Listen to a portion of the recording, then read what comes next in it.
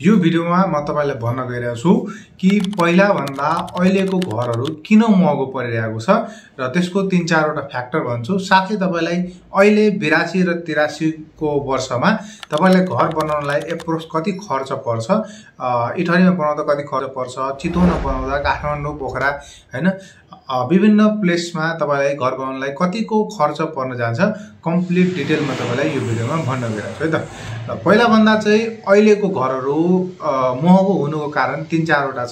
पहिलो कुरा चाहिँ स्ट्र्याप बिम थिएन। स्ट्र्याप बिम भनेको तपाईको माटो मुनि हुन्छ जसले पिलर टु पिलर कनेक्टेड भएको हुन्छ। जतातिर जीरो साइड हुन्छ हाम्रो जमिन त्यहाँबाट चाहिँ अर्को पिलरमा जुन पिलर चाहिँ उसको परपेन्डिकुलर हुन्छ जमिनको जीरो साइडको परपेन्डिकुलर हुन्छ त्यहाँ चाहिँ कनेक्ट भएको हुन्छ।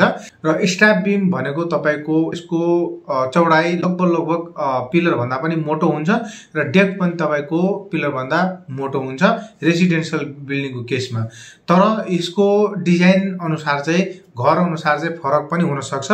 स्ट्र्याप बिम कति मोटो हुन्छ र कति रड लागेको हुन्छ त्यो भनेको घरको बिल्डिङको डिजाइनमा पनि फरक पर्छ र types of building, commercial building, residential building हैन, हस्पिटल बन्दैछ कि स्कुल बन्दैछ कि इन्डस्ट्रीज बन्दैछ त्यसमा पनि डिपेन्ड पर्न सक्छ है त। तर जेनरली भन्ने भने रेसिडेन्शियल बिल्डिङको केसमा चाहिँ तपाईको स्ट्र्याप बिम एप्रोक्स तपाईको 16 बाइ 18 इन्ची, 16 बाइ 20 इन्ची, 16 बाइ 22 इन्ची सम्म पनि तपाईको यसको डाइमेन्सन हुन सक्छ। र यसमा रड भनेको टोटल 16 mm को 8 वटा देखि लिएर 14 वटा सम्म लाग्न सक्छ। त्यो भनेको घरको स्ट्रक्चर एनालाइसिस अनुसार निर्धारण गर्न सकिन्छ है त। त्यसरी हेर्ने हो भने तपाईको स्ट्र्याप बिमले झन्डै तपाईको धेरै नै खर्च बढाउँछ। अर्को कुरा के हुन्छ भने तपाईको पहिला चाहिँ 12 को पिलर थियो तर अहिले भनेको तपाईको 14 बाइ 14 इन्चीको पिलर भएको छ र 20 mm रडहरु पनि यसमा थपिने भएको छ स्ट्रक्चर एनालाइसिस गर्दाखेरि है त। र अर्को फ्याक्टर भनेको के हो भने तपाईको पहिलाको सिमेन्टको मूल्य अहिलेको सिमेन्टको मूल्य भन्दा धेरै नै फरक छ। लगभग तपाईको 20 देखि 30% सम्म नै फरक छ। पहिला चाहिँ 600-700 मा दिने सिमेन्ट त्यही सिमेन्ट चाहिँ तपाईको 750 देखि लिएर 800-850 सम्म पनि पुगेको छ। अर्को कुरा भनेको तपाईको म्यान पावरको कमीले गर्दा पनि हो। अहिले धेरै जसो दक्ष र युवा जनशक्तिहरु चाहिँ बाहिर विदेशतिर जाने भएको कारणले अहिले चाहिँ म्यान पावरहरुको कमी भइरहेको छ र जसको कारणले हामीले प्रतिदिनको 200-300 बढी दिएर नै राख्नु परेको छ। र त्यसरी चाहिँ हेर्ने हो भने तपाईको घरको कन्स्ट्रक्सनको कस्ट पनि बढ्न जान्छ।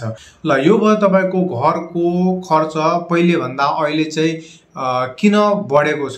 र अब चाहिँ म तपाईलाई भन्न गइरहेको छु घरको खर्च कति पर्न जान्छ त। एक तले बनाउँदा कति खर्च लाग्छ, दुई तले बनाउँदा, तीन तले बनाउँदा कति खर्च लाग्छ, विभिन्न एरियामा कति खर्च डिफरेन्ट हुन सक्छ त्यो कुराको जानकारी म तपाईलाई भन्न गइरहेको छु है त। यसको लागि तपाई के गर्नुस् भने यो वेबसाइटमा जानुस् www.civilconcept.com लेखिरहेछ। यो वेबसाइटमा जानुस् तपाई सिभिल कन्सेप्टको एप्लिकेसन पनि डाउनलोड सक्नुहुन्छ हैन कि त तपाई यो वेबसाइट गुगल क्रोममा गएर सर्च गर्न सक्नुहुन्छ है त। यस्तो खोलिसकेपछि तपाईसँग यस्तो इन्टरफेस आउँछ है त। यस्तो टाइपको इन्भाइरोमेन्ट आउँछ। तपाई के गर्नु होला भने 2 नम्बर हेर्न सक्नुहुन्छ 1 2 3 नेमिङ गरेको छ। यहाँ गएर तपाईले के गर्नुहुन्छ भने तपाईको डी नम्बरमा Nepal building estimator Nepal B भनेर लेखिरहेछ। यसमा क्लिक गर्नु होला। क्लिक गरिसकेपछि तपाईको यस्तो पेज खुल्छ है त। यो मोबाइलबाट पनि इजिली खुल्छ, तपाईको ल्यापटपबाट जुनसुकै डिभाइसबाट पनि इजिली खुल्छ, एप्लिकेसनबाट पनि तपाईले खोल्न सक्नुहुन्छ। ओके सिभिल कन्सेप्ट तपाईले प्ले स्टोरमा खोज्नुहुन्छ भने त्यहाँबाट पनि तपाईले एप्लिकेसन डाउनलोड गर्न सक्नुहुन्छ। ओके अब यहाँ cost of house estimator for Nepal भनेर लेखिरहेछ। यसलाई चाहिँ अब तपाई के गर्नुस् भने सेलेक्ट गर्दै जानुस्। तपाईको रिक्वायरमेन्ट अनुसार सेलेक्ट गर्दै जानुस्। कति तल्ला घर बनाउने भनेपछि अहिले म एक तल्ले मात्रै बनाउँदै छु। त्यसपछि कतिवटा कोठा भान्सा कोठा सहित भन्दाखेरि म के गर्छु भने एउटा किचन र दुईटा बेडरुम राखेर चाहिँ टोटल भनेको 3 वटा मैले राखे। ओके त्यसपछि कोठाको आकार चाहिँ 10 बाइ 12 को अहिलेको सिनारियोमा राखे। तपाईले 11 बाइ 12, 12 बाइ 13 तपाईको रिक्वायरमेन्ट अनुसार बनाउन सक्नुहुन्छ। ओके त्यसपछि तपाईको बरन्डा राख्ने कि नराख्ने हैन, बरन्डाको डिजाइन छ कि छैन तर प्राइस म लेखिरहेको छु। त्यसपछि लिभिङ रुम राख्ने कि नराख्ने भनेर लेखिरहेछ। राख्ने भनेर लेखेको छु। अब लिभिङ रुमको साइज चाहिँ ठुलो कतिले राख्छन् कतिले सानो राख्छन्, त्यही भएर चाहिँ स्ट्यान्डर्ड साइज 12 बाइ 14 मैले राख्दिए। त्यसपछि टाइल्स मार्बलहरु तपाईको बजेट अनुसार लाउने कि नलाउने, अहिले म लाउनेमा राखिदिन्छु, पेन्ट गर्ने नगर्ने भनेर गर्नेमा राखिदिन्छु है त। यसमा यदि गर्नुहुन्न भने पेन्टिङको बजेट छैन नगर्ने भनेपछि गर्ने र नगर्नेमा क्लिक गर्नु होला है त। यहाँ पनि तपाईँले लाउने नलाउने पनि क्लिक गर्न सक्नुहुन्छ। ओके, यदि गर्ने बित्तिकै तपाईँले यहाँ क्यालकुलेटको बटम हेर्न सक्नुहुन्छ, क्लिक गर्नुहोस्। तपाईँको घरको एरिया कति हुन्छ भने 876 स्क्वायर फिट हुन्छ।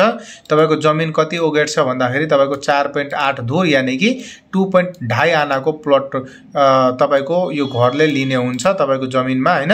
र त्यसपछि कुल लागत खर्च एप्रोक्स तपाईँको 35,04,000 जति खर्च हुन जान्छ। यदि तपाईँले 2वटा बेडरुम, एउटा किचन र एउटा लिभिङ रुम भनौँ न जम्मा भनेको 4 कोठाको घर बनाउनुहुन्छ भने तपाईँको बाथरुमहरू सबै जोडजाड गरेर भड्याङहरू जोडजाड गरेर तपाईँको सबै यसमा चाहिँ यति खर्चमा घर बन्न जान्छ है त। अब यहाँ नोट्स पनि हेर्नु होला हैन, केही कुरा यसमा लेखिएको छ। माथिको जम्मा मूल्य घरको झ्याल ढोका वायरिङ समेत छ सबै कुरा हैन। यो मूल्य नेपालको तराई भागमा बन्ने पारिवारिक आवासीय घरहरूको लागि 95% 100% सम्म मिल्न जान्छ है त। यो खर्च चाहिँ तपाईँको 95 देखि लिएर 100% चाहिँ करेक्ट हो है त। हामीले यो मूल्य चाहिँ तपाईँको प्र्याक्टिकली फिल्डमा गरे अनुसार चाहिँ निर्धारित गरेका छौं र यो मूल्य भनेको 2082 देखि 2083 सालको हो र त्यसपछि घरको मूल्यमा फरक पर्न सक्ने छ भनेर नोट्स पनि तपाईले पढ्न सक्नुहुन्छ है त। अर्को कुरा चाहिँ महँगो शहर जहाँ नदीहरू कम छन् जस्तै अब धरान, काठमाडौँ, पोखरा आदिमा चाहिँ यो खर्च चाहिँ 10% देखि 20% बढ्न सक्छ भनेर एउटा तपाईलाई अवेयरनेस पनि गराएको छ है त।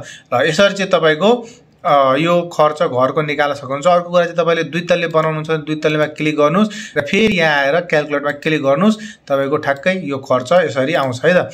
अब तपाईको बजेटले भ्याएन, यो घर धेरै महँगो भएपछि तपाईले 2 कोठे भनेर पनि बनाउन सक्नुहुन्छ। 2 कोठे 3 कोठे हैन, दुईटा बेडरुम, एउटा किचन हल गरेर पनि राख्न सक्नुहुन्छ। यहाँ क्याल्कुलेटरमा थिच्नुहुन्छ भने एप्रोक्स तपाईको 2 तल्ले घर बनाउनलाई 50,59,200 जति खर्च हुन्छ, जसको एरिया भनेको 876 स्क्वायर फिटको हाराहारीमा हुन्छ है त। ल यसरी तपाईले घरको कम्प्लिट खर्च चाहिँ यो वेबसाइट र एप्लिकेसनबाट पनि निकाल्न सक्नुहुन्छ।